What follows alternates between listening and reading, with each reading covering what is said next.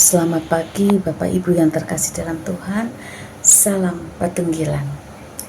Selamat pagi, kita bersyukur pada Tuhan kita memasuki tanggal yang manis, yaitu tanggal 24 Desember, yang besok kita akan merayakan Natal bersama saudara-saudara seiman kita di seluruh muka bumi ini. Bapak Ibu yang kasih dalam Tuhan, tema kita pada pagi hari ini yaitu damai di tengah dunia yang gelisah. Wow, bicara tentang gelisah, bicara tentang damai. Dua hal yang berbeda. Satu dengan yang lain saling tolak belakang, ya, bertolak belakang. Nah, kemudian kita bicara tentang damai. Damai itu apa sih? Damai itu adalah satu keadaan yang tenang, ya, bersangkutan dengan emosi, ya, dalam diri seseorang. Ya. Kalau gelisah, ya, gelisah itu adalah satu keadaan emosi yang tidak ada damai, tidak ada tenang, ya. Ya, itu kebalikan dari damai itu. Ada kecemasan, ada ketakutan, ya, ada kekhawatiran di dalamnya. Nah, berbicara tentang dunia yang sedang gelisah, artinya dunia ini sedang mengalami sesuatu hal yang tidak baik-baik saja. Kita tahu kalau bagaimana kalau seperti orang kalau gelisah, tidak bisa tidur dengan tenang. Ya.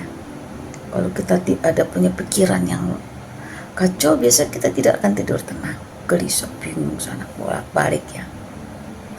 Dunia ini mengalami kegelisahan yang seperti apa? Apa sih yang dimaksudkan dunia sedang mengalami kegelisahan? Artinya dunia ini tidak sedang baik-baik saja. Ya, kita bisa melihat akhir-akhir ini, ya, gejolak-gejolak yang luar biasa, masalah ekonomi, masalah politik, ya, hukum, kesehatan, dan sebagainya. Bahkan banyak yang berbicara bahwa di tahun 2025 ini akan mengalami resesi ekonomi. Akan banyak sekali orang yang dirumahkan, banyak sekali perusahaan-perusahaan yang akan pilot dan sebagainya. Bahkan kita lihat sekarang banyak mall ditutup, ya, ya mungkin karena pengaruh TikTok dan sebagai orang jualan lewat, tetapi itu tapi memang akan mengalami hal seperti itu, akan mengalami hal seperti itu, ya. Bencana alam dan sebagainya itu terjadi sekarang ini. Bahkan kita lihat dunia ini, masalah perang di mana-mana, ingin menunjukkan kekuasaan, ingin menunjukkan aku loh lebih hebat dari engkau. Bahkan orang-orang yang berbisnis pun mengalami kegelisahan. Yo, kok nanti di tahun 2025, ya, bagaimana dengan bisnis saya? Bagaimana dengan anak-anak saya? Ketakutan, kegelisahan orang tua juga untuk anak-anaknya. Karena sekarang, ya, kita bisa melihat pengaruh gadget itu luar biasa buat anak-anak zaman sekarang. Mulai yang dari kecil udah kenal gadget, bisa mendatangkan yang baik dan juga yang tidak baik. Kejahatan makin pintar, makin hebat, karena orang bisa membuka Google untuk mencari sesuatu di situ. Nah, sebagai orang-orang Kristen atau orang-orang percaya, pengikut Kristus, apakah hidupnya itu terlepas dari masalah? Oh, enggak. Kita juga akan mengalami. Kita akan ada di situ, di tengah situasi yang seperti itu. Ya. Tetapi di sini dikatakan damai. Orang Kristen harus tetap mengalami damai. Mengalami damai itu, bagaimana kita bisa mengalami damai itu? Kunci cuma satu. Bergaulah dengan Tuhan, bergantung dengan Tuhan, andalkan Tuhan dalam hidup. Mari kita bisa lihat bagaimana Tuhan juga tahu kondisi saat itu, ya. Pada zaman itu, pada kehidupan orang-orang Israel saat itu, di masa-masa pembuangan, Tuhan memberikan janji melalui hamba-hamba Tuhan, nabi-nabi. Bahkan Tuhan memberikan nubuatan tentang janji keselamatan melalui Kristus Yesus yang kita bisa baca di dalam Yesaya pasal 9 ayat yang kelima. Saya akan membacakannya ya. Sebab seorang anak telah lahir untuk kita, seorang putra telah diberikan untuk kita, lambang pemerintahan ada di dalam bahunya, dan namanya disebutkan orang penasihat ajaib, Allah yang perkasa, Bapa yang kekal, Raja damai. Bapak Ibu, kita akan berbicara tentang 4 hal itu, tentang penasihat, Allah perkasa, Bapa kekal, dan Raja damai. Kita lihat yang pertama, yaitu penasehat. Kenapa Yesus disebut penasehat? Ya, disebut penasehat karena Tuhan Yesus itu, atau dia adalah Allah, ya, yang maha tahu. Ya, kemahatauan Allah berarti Tuhan tahu segala sesuatu dengan sempurna. Dia mengetahui sesuatu sepanjang waktu, mengetahui segala sesuatu dalam dirinya sendiri, di dalam alam semesta ini, seluruh ciptaannya, baik yang lalu, sekarang, dan yang akan datang. Tidak satu pun yang tidak diketahui dia. Dia tahu semua. Ya.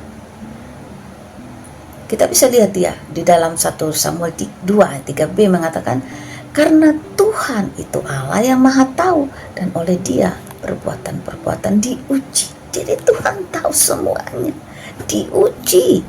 Kemahatauan Allah itu melibatkan pengetahuan, pengertian, hikmat, dan sempurna. Ya, Tuhan tahu semua. Karena itu Tuhan menasihati. Allah kirim Kristus sebagai kekuatan kita. Dia mengetahui apa yang akan terjadi kepada manusia.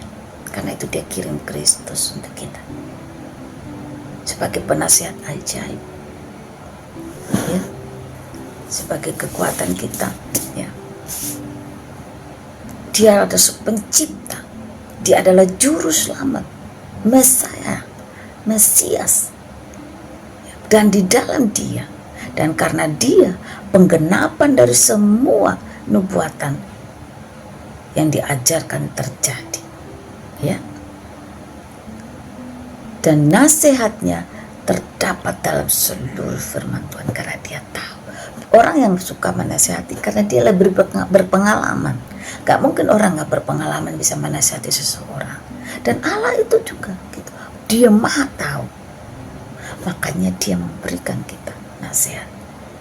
Nasihat seperti apa? Untuk berjalan, terima Yesus Kristus itu.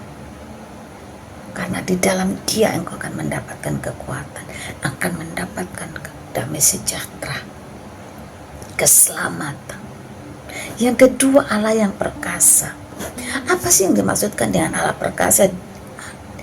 Artinya di dalam Yesus kita tidak hanya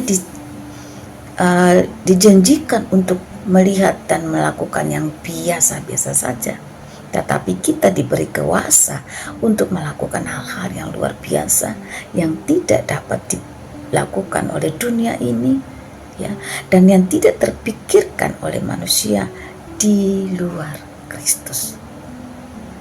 Ya, artinya bahwa di dalam Kristus kita diberikan kekuatan, kemampuan untuk mengatasi segala sesuatu.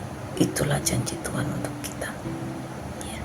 Kita mampu karena kita punya Allah yang perkasa, Allah yang bukan kaleng-kaleng, Allah yang sesungguhnya juru selamat kita, ya, penyelamat kita. Janjinya bukan pepesan kosong, tetapi janjinya adalah ya dan amin untuk kita. Karena itu kita sanggup menghadapi masalah dunia ini, mau ekonomi, kok apa saja, gejolak apapun di dunia ini. Jika kita percaya kepada Allah kita yang perkasa itu, kita akan mengalami kekuatan.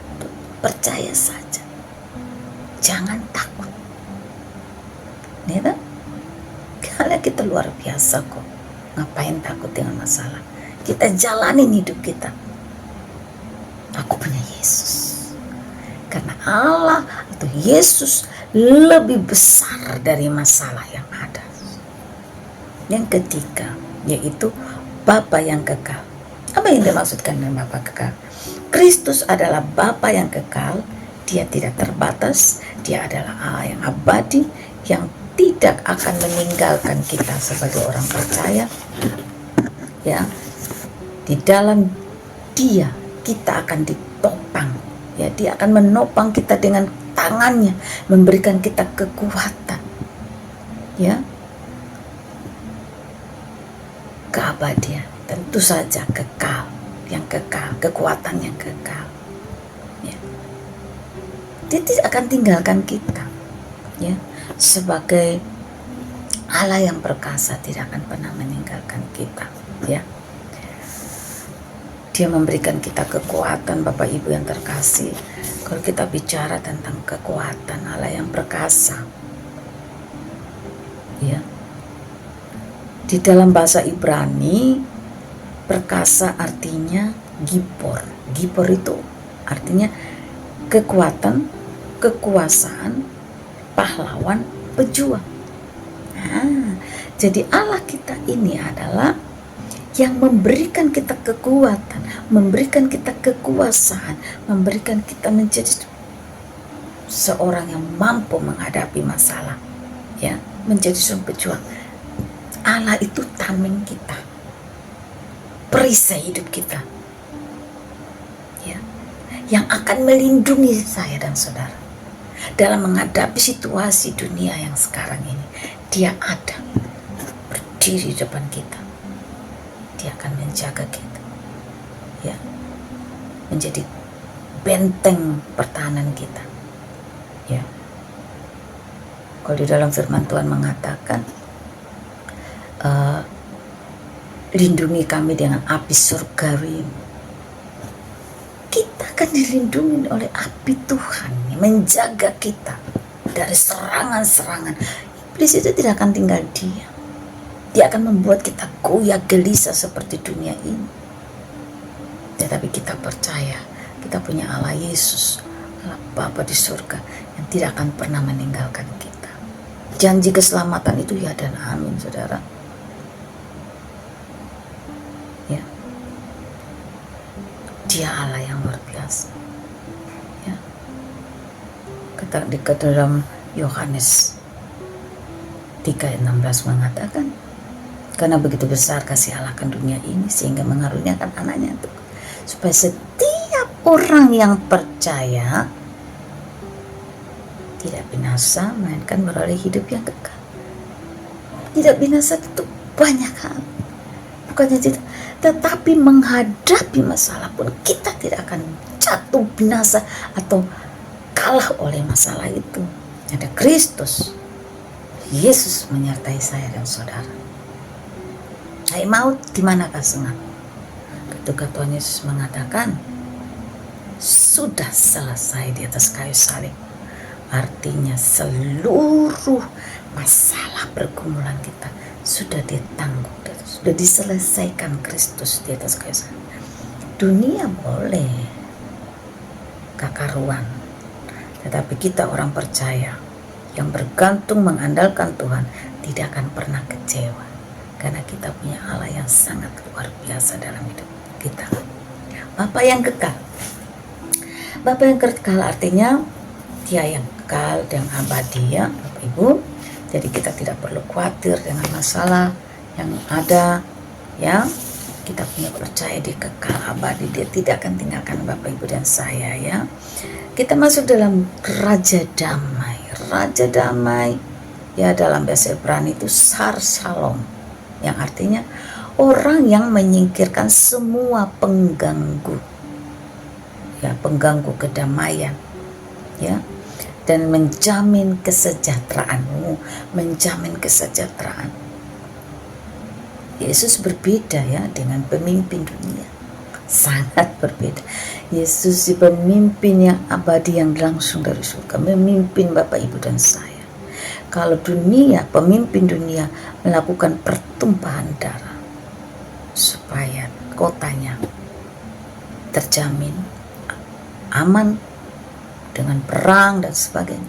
Tapi kalau Kristus mengorbankan darahnya, dirinya, mencurahkan darahnya, untuk siapa? Untuk keselamatan kita.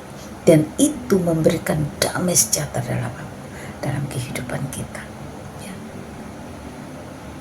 Orang yang hidup bergaul dengan Tuhan, orang yang hidup dekat dengan Tuhan, bergaul intim dengan Tuhan, dia akan mengalami damai sejahtera. Dia tidak akan tergoyahkan oleh dunia ini. Dia yakin hidupnya terjamin di dalam Tuhan. Dia yakin anak-anaknya akan menghadapi masa depan yang baik karena Kristus memiliki mereka. Orang yang bergantung kepada Tuhan tidak akan takut dengan bisnisnya, dengan pekerjaannya nanti bagaimana di tahun yang akan datang. Dunia boleh ngomong macam-macam, akan terjadi resesi dan segala macam. Tapi kalau kita hidup dalam Kristus, kita akan mendapatkan jaminan.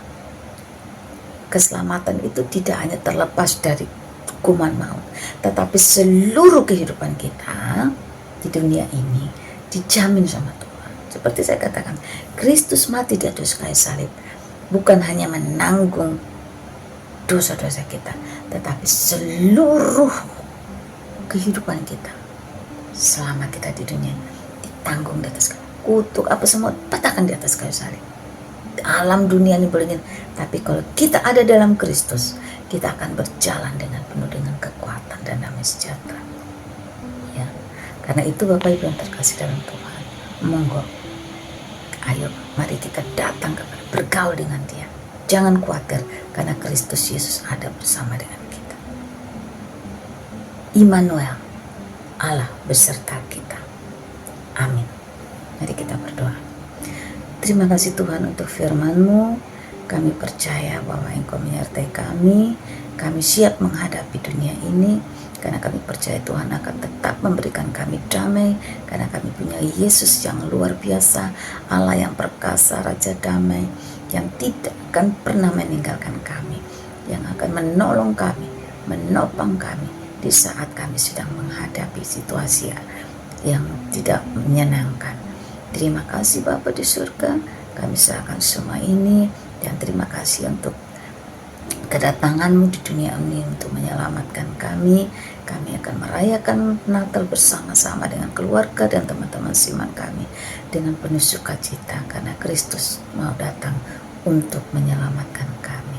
Terima kasih Mesias kami. Terima kasih untuk keselamatan yang Kau berikan kepada kami. Terpujilah Engkau Allah Bapa, Allah Anak dan Roh Kudus. Di dalam nama Yesus kami berdoa. Amin. Selamat Natal dan salam menyambut Tahun Baru 2025.